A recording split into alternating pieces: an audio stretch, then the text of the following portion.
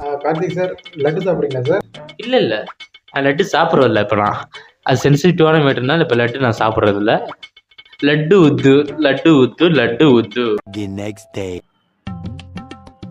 தொகுப்பாளர் கார்த்தியிடம் உங்களுக்கு லட்டு வேண்டுமா என்று கேட்டார். அதற்கு கார்த்தி லட்டு குறித்து பேச வேண்டாம் என்றும் அது உணர்வுபூர்வமான விவகாரம் என்றும் இருந்தாலும் தமக்கு வேண்டும் என சிரித்தவாறே கூறினார். మీరు లడ్డు మీద జోక్లు వేస్తున్నారు. నిన్న సినిమా ఫంక్షన్ కూడా చూశాను. Laddu is a sensitive issue అని. Don't you ever say. நான் என்னடா பண்ணேன்? ஏதாவது பேசினா பிரச்சனை வரும்னு சொல்லி பேசாம வந்தேன். பேசாம வர்றது அதையும் பிரச்சனையா மாத்தினா நான் என்னதான் செய்யறது?